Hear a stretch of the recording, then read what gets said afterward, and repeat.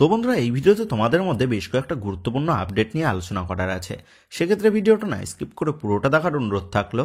আর তোমরা যারা চ্যানেলে প্রথমবার এসেছো তারা কিন্তু অবশ্যই ভিডিওতে লাইক দিয়ে চ্যানেলটা সাবস্ক্রাইব করে রেখো, কারণ তুমি কিন্তু এখানে তোমার প্রিয় দলের সমস্ত রকম খেলার খবর সবার আগে পেয়ে যাবে। তো চলো আর দেরি না করে আজকের ভিডিওর মেন টপিকগুলো নিয়ে আলোচনা শুরু করা যাক। তো আজ কিন্তু দুটো হাই ভোল্টেজ ম্যাচ আমরা দেখতে পেতে চলেছি। তো এবার তোমরা ভাবতে পারো, আজ তো আইএসএল এর কোনো ডবল হেডার ম্যাচ নেই, তাহলে কি আমি পাগলের মতন বকছি? তো হ্যাঁ, আজ কিন্তু আইএসএল এর ডবল হেডার ম্যাচ নেই, কিন্তু আজ আইসিসি চ্যাম্পিয়ন্স ট্রফির ম্যাচ রয়েছে ইন্ডিয়া ভার্সেস পাকিস্তানের মধ্যে।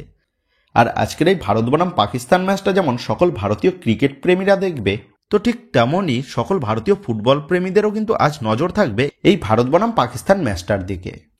কারণ এই ম্যাচটা কিন্তু রীতিমতোই এতটাই উত্তেজনামূলক ম্যাচ, যার কারণে কিন্তু আজ প্রতিটা ভারতীয়রই কিন্তু নজর থাকবে এই ম্যাচের দিকে। তো আজ ভারত বনাম পাকিস্তান ম্যাচটা শুরু হবে দুপুর 2:30 থেকে। অপর দিক দিয়ে আবার আজ সন্ধ্যে 7:30 থেকে আইএসএল এর উত্তেজনামূলক ম্যাচে মুখোমুখি হতে চলেছে মোহনবাগান ভার্সেস ওড়িশা এফসি। তো আজকের এই ম্যাচটা আইএসএল এর বাকি আর ম্যাচগুলোর থেকে বেশি উত্তেজনামূলক, কারণ আজ মোহনবাগান দল জয়লাভ করলে আজ কিন্তু মোহনবাগান দল এই মৌসুমের আইএসএল এর অন্যতম সেরা পুরস্কার তথা আইএসএল এর লিগ শিল্ড জয়লাভ করবে। আর মোহনবাগান দল আইএসএল লিগ শিল্ড উইনার হলে এটা মোহনবাগানের পাশাপাশি আমাদের বাংলার ফুটবলের জন্য কিন্তু বড় গর্বের বিষয়, কারণ বাংলার দল মোহনবাগান তারা ভারতীয় ফুটবলের টপ ডিভিশন লিগে রাজ করছে।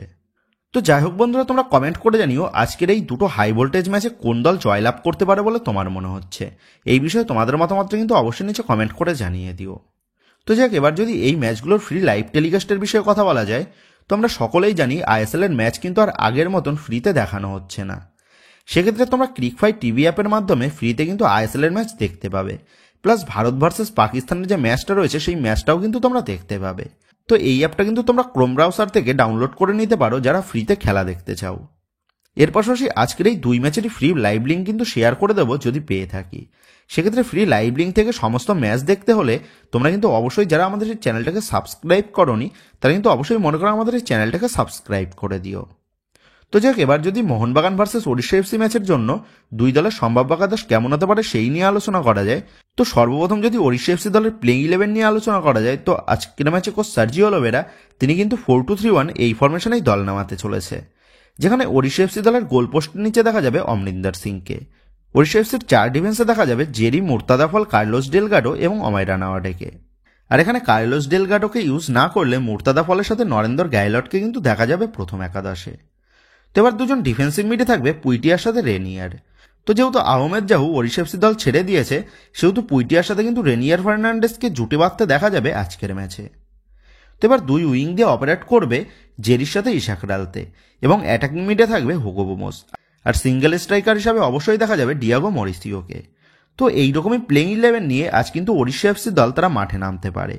তো আজকের এই ম্যাচটা কিন্তু ওড়িশা এফসির কাছেও বেশ গুরুত্বপূর্ণ, কারণ আজ ওড়িশা এফসি দল জয়লাভ করতে পারলে ওড়িশা এফসি দল তারা কিন্তু এই মৌসুমের আইএসএল এর টপ 6 এর রেসে নিজেদেরকে জিইয়ে রাখতে পারবে। তো যাক, এবার যদি আজকের ম্যাচের জন্য মোহনবাগান দলের প্লেইং 11 কেমন হতে পারে সেই নিয়ে কথা বলা যায়, তো কোচ মলিনা তিনিও কিন্তু 4-2-3-1 এই ফরমেশনেই আজকে যেতে চলেছেন, যেখানে দলের গোলপোস্টের নিচে দেখা যাবে বিশাল কায়েতকে। দলের 4 ডিফেন্সে থাকবে Subhasish Bose, Tom Aldred, Alberto Rodriguez এবং দীপেন্দু বিশ্বাস। তো Ashis Roy full match fit হয়ে গেলেও খুব সম্ভবত দীপেন্দু বিশ্বাসকে দিয়ে স্টার্ট করাতে পারে কোচ মলিনা। সেক্ষেত্রে আশিস রায়কে কিন্তু অ্যাজ এ সাবস্টিটিউট হিসাবে আজকের ম্যাচে আমরা দেখতে পেতে পারি। তো এবার যদি আজকের ম্যাচের জন্য মোহনবাগান দলের দুই ডিফেন্সিভ মিডফিল্ড পজিশন নিয়ে কথা বলা যায়, তো আজকের ম্যাচে মোহনবাগান দলের দুই ডিফেন্সিভ মিডফিল্ড পজিশনে দেখা যাবে আপুইয়ার সাথে দীপক টাংরি অথবা অনিরুদ্ধ থাপাকে। তো অনিরুদ্ধ থাপা সেও কিন্তু ফুল ম্যাচ ফিট হয়ে গেছে, তবে আপুইয়ার সাথে দীপক টাংরি গত কয়েক ম্যাচে কিন্তু দুর্দান্ত পারফরমেন্স করেছে। সেক্ষেত্রে খুব সম্ভবত আপুইয়ার সাথে দীপক টাংরিকে দিয়েই প্রথম থেকে শুরু করাতে পারে কোচ মলিনা। সেক্ষেত্রে পরবর্তীতে আপুইয়া অথবা দীপক টাংরির পরিবর্তে অনিরুদ্ধ থাপাকে মাঠে আনতে পারে কোচ মলিনা। তো এবার আপফ্রন্ট নিয়ে আলোচনা করলে আপফ্রন্টের দুই উইংয়ে থাকবে লিস্টন কুলাসের সাথে মানবীর সিং। তো মানবীর সিং সেও কিন্তু ফুল ম্যাচ ফিট। সেক্ষেত্রে মানবীর সিংকে কিন্তু আজ শুরু থেকেই আমরা দেখতে পাবো মোহনবাগানের ডান প্রান্ত বরাবর আক্রমণ করতে। তো এবার দলের অ্যাটাকিং মিডফিল্ড পজিশনে দেখা যাবে জেসন কামিংসকে। তো এই জেসন কামিংস তিনি গত কয়েক ম্যাচে মোহনবাগান দলের অ্যাটাকিং মিডফিল্ড পজিশনে দুর্দান্ত পারফরমেন্স তিনি করে দেখিয়েছেন। সেক্ষেত্রে আজকের ম্যাচেও খুব সম্ভবত জেসন কামিংসকে দিয়ে স্টার্ট করাতে পারে কোচ মলিনা। আর দলের সিঙ্গেল স্ট্রাইকার হিসেবে দেখা যাবে জেমি ম্যাকলারেনকে। তবে জেমি ম্যাকলারেনের যেহেতু একটু চোট লেগেছিল, সেক্ষেত্রে যদি কোচ মলিনা জেমি ম্যাকলারেনকে দিয়ে স্টার্ট না করায়, সেক্ষেত্রে দলের অ্যাটাকিং মিডফিল্ড পজিশনে ডিমিত্রি পেট্রাটস বা গ্রেগ স্টুয়ার্ট এবং দলের স্ট্রাইকার পজিশনে জেসন কামিন্সকে দেখা যাবে। তো এইরকমই প্লেইং 11 নিয়ে আজ কিন্তু লিগ শিল্ড জয়ের উদ্দেশ্যে মাঠে নামতে চলেছে মোহনবাগান দল। তো বন্ধুরা, তোমরা কমেন্ট করে জানিও আজকের ম্যাচের ফলাফল কি হতে পারে বলে তোমার মনে হচ্ছে। এই বিষয়ে তোমাদের মতামতটা কিন্তু অবশ্যই নিচে কমেন্ট করে জানিয়ে দিও। তো এবার নেক্সট আপডেটটা বেরিয়ে আসছে মোহনবাগানের সেরা বিদেশি প্লেয়ারের ফেরার বিষয় নিয়ে। তো বন্ধুরা, তোমরা জানো এই মৌসুমে মোহনবাগান ম্যানেজমেন্ট দলের অ্যাটাকিং মিডফিল্ড পজিশনকে আরও স্ট্রং করার জন্য এবং দলের মিডফিল্ড পজিশনে আরও ক্রিয়েটিভিটি বাড়ানোর জন্য নিজেদের দলে সই করেছিল আইএসএলের অন্যতম সেরা বিদেশি মিডফিল্ডার গ্রেগ স্টুয়ার্টকে। এবং মোহনবাগান জার্সিতে গ্রেগ স্টুয়ার্ট তিনি কিন্তু এখনও পর্যন্ত বেশ নজরকাড়া পারফরমেন্সও করেছেন। মোহনবাগান জার্সিতে এই মৌসুমে আইএসএলে গ্রেগ স্টুয়ার্ট 15 ম্যাচে 1টা গোল এবং 5টা অ্যাসিস্ট তিনি করেছেন। তো এই গ্রেগ স্টুয়ার্ট নিঃসন্দেহে আইএসএলের one of the best attacking midfielder, এই বিষয়ে কিন্তু কোনো রকম সন্দেহ নেই। তবে এই মৌসুমে গ্রেগ স্টুয়ার্টের চোটাঘাত তাকে কিন্তু অনেকটাই অচেনা করে দিয়েছে। চোটের কারণে গ্রেগ স্টুয়ার্টকে এই মৌসুমে কিন্তু তেমন একটা ব্যবহারও করতে পারেনি মোহনবাগান কোচ মলিনা। তো গত কয়েকদিন আগেও চোটের কবলে পড়েছিলেন গ্রেগ স্টুয়ার্ট, যার ফলে মোহনবাগানের শেষ ম্যাচ তথা কেরালা ব্লাস্টার এফসি ম্যাচে স্কোয়াডেও কিন্তু ছিলেন না গ্রেগ স্টুয়ার্ট। তবে এই মুহূর্তে যে বড় আপডেটটা বেরিয়ে এসেছে সেটা হচ্ছে চোট কাটিয়ে গত দুদিন ধরে দলের সাথে পুরোদমে অনুশীলন করতে দেখা গেছে কিন্তু গ্রেগ স্টুয়ার্টকে। এবং যেমনটা খবর, আজকের ম্যাচে কিন্তু গ্রেগ স্টুয়ার্টকে মাঠে দেখতে পাওয়ার সম্ভাবনাটা প্রবল, কারণ গতকাল গ্রেগ স্টুয়ার্টকে পরিকল্পনায় রেখেই দলের চূড়ান্ত অনুশীলন সারিয়েছেন কিন্তু কোচ মলিনা। সেক্ষেত্রে গ্রেগ স্টুয়ার্টের আগমনে এই গুরুত্বপূর্ণ ম্যাচে মোহনবাগানের মিডফিল্ড পজিশন যে আরও বেশ খানিকটা স্ট্রং হয়ে গেল সেটা কিন্তু বলাই যায়। তো যে একেবারে নেক্সট আপডেটটা বেরিয়ে আসছে আহমেদ জাহুকে নিয়ে। তো 36 বছর বয়সী এই মরক্কান ডিফেন্সিভ মিডফিল্ড পজিশনের প্লেয়ার আহমেদ জাহু 2018-19 মরশুমে এফসি গোয়ার হাত ধরে কোচ সার্জিও লোবেরার আন্ডারে তিনি আইএসএলে আসেন। 2018-19 মরশুম থেকে 2019-20 মরশুম পর্যন্ত এফসি গোয়া দলের হয়ে খেলে 2020-21 মরশুমে কোচ সার্জিও লোবেরার হাত ধরে এই আহমেদ জাহু যোগ দেন মুম্বাই সিটি এফসি দলে। এবং মুম্বাই সিটি এফসি জার্সিতে 2 মরশুম কাটিয়ে আহমেদ জাহু 2023-24 মরশুমে সেই কোচ সার্জিও লোবেরার হাত ধরেই তিনি যোগ দেন ওড়িশা এফসি দলে। তো গত মরশুম থেকেই ওড়িশা এফসি জার্সিতে বেশ দুর্দান্ত পারফরমেন্স করে দেখিয়েছে এই আহমেদ জাহু। তবে হঠাৎ করেই গতকাল ওড়িশা এফসির সাথে চুক্তিভঙ্গ করে ওড়িশা এফসি দল ছেড়ে দেন এই মরক্কান মিডফিল্ডার আহমেদ জাহু। তো আজকের এই গুরুত্বপূর্ণ ম্যাচের আগে ওড়িশা এফসি দলের এই গুরুত্বপূর্ণ মিডফিল্ডার আহমেদ জাহুর দল ছাড়ার বিষয় নিয়ে গতকাল মোহনবাগান সচিব দেবাশিস বাবুর কাছে প্রশ্ন করা হয়। তখন তিনি আহমেদ জাহুর বিষয়ে বলেন, তাহলে কি আমরা আহমেদ জাহুকে নিজেদের দলে কিনে নিলাম? কারণ আইএসএলের এক দল তো বলে বেড়াচ্ছে আমরা আইএসএলের রেফারি কিনে ম্যাচ খেলছি, তাহলে কি ম্যাচের আগের দিন বিপক্ষ দলের সেরা প্লেয়ারকে কিনে নিয়ে তাকে দল ছাড়া করলাম আমরা? তো গতকাল সচিব দেবাশিস বাবু আহমেদ জাহুর বিষয়ে নাম না করেও যে তার চিরপ্রতিদ্বন্দ্বী ক্লাব ইস্টবেঙ্গলকে কটাক্ষ করলেন সেটা বলাই যায়। তো যাই হোক, এখন এটাই দেখার বিষয় হবে সকলকে অবাক করে আহমেদ জাহু যেমন ওড়িশা এফসি দল ছেড়ে দিয়েছেন, ঠিক তেমনই কি আবারও সকলকে অবাক করে এই মৌসুমে আইএসএলের কোনো দলে সই করে, নাকি আগামী মৌসুমে অন্য কোনো ক্লাবে যোগ দেন আইএসএলের এই সেরা মিডফিল্ডার আহমেদ জাহু। তো যে একেবারে লাস্ট আপডেটটা বেরিয়ে আসছে আনোয়ার আলীকে নিয়ে। তো এই ভারতীয় ডিফেন্ডার আনোয়ার আলী সে এই মৌসুমে নাটকীয়ভাবে মোহনবাগান দল ছেড়ে দিয়ে মোহনবাগানের চিরপ্রতিদ্বন্দ্বী ক্লাব ইস্টবেঙ্গলে যোগ দেন।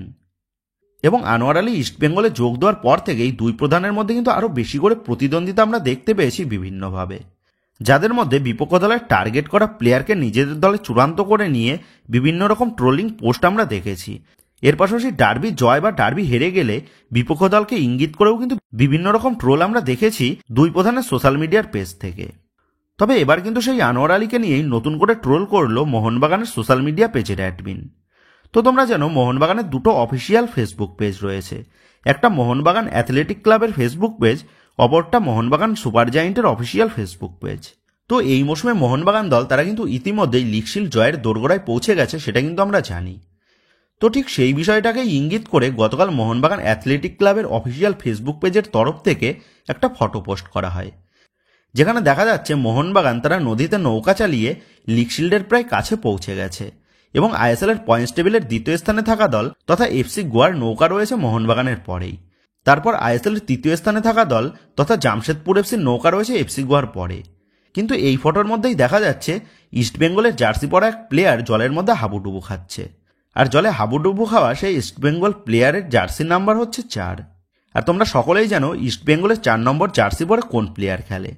তো 4 নম্বর জার্সি পরে ইস্টবেঙ্গলের সিনিয়র দলে খেলে কিন্তু আনোয়ার আলী। তো সেই ফটোতে দেখা যাচ্ছে আনোয়ার আলী সে কিন্তু জলের মধ্যে হাবুডুবু খাচ্ছে। তো এই ফটোটা দেখে কিন্তু এটা বেশ বোঝা যাচ্ছে যে মোহনবাগান একদিকে লিগ শিল্ডের কাছে রয়েছে, অপর দিক দিয়ে ইস্ট বেঙ্গল তারা সাফল্যের নিরিখে মোহনবাগানের ধারে কাছে নেই। অপর দিক দিয়ে আবার এই ফটো দেখে এটাও বোঝা যাচ্ছে যে মোহনবাগানের সাফল্য ছেড়ে আনোয়ার আলী ইস্ট বেঙ্গলে যোগ দিয়ে কোনোরকম সাফল্য না পেয়ে সে অথই জলে হাবুডুবু খাচ্ছে। তো এক কথায় বলতে গেলে মোহনবাগানের সোশ্যাল মিডিয়া পেজের অ্যাডমিন এক ঢিলে কিন্তু দুই পাখি মেরেছে। একদিকে ইস্ট বেঙ্গলকেও তারা ট্রোল করেছে, অপর দিক দিয়ে আবার আনোয়ার আলীকেও তারা ট্রোল করেছে। তো কলকাতার এই দুই প্রধানের মধ্যে আগে থেকেই কিন্তু এইরকম প্রতিদ্বন্দ্বিতা ছিল, তবে এই মৌসুমে আনোয়ার আলীকে সই করানোর ফলে এই প্রতিদ্বন্দ্বিতা যে আরও খানিকটা বেড়েছে সেটা বলাই যায়। তো যাই হোক বন্ধুরা, এই ভিডিওতেই গুরুত্বপূর্ণ আপডেট করা নিয়ে তোমাদের মধ্যে আলোচনা করার ছিল। তো আশা করি ভিডিওটা তোমাদের ভালো লেগেছে। তো যদি ভিডিওটা ভালো লেগে থাকে তাহলে ভিডিওতে লাইক দিয়ে চ্যানেল সাবস্ক্রাইব করে পাশে থাকা বেল আইকনটা অবশ্যই প্রেস করে দিও।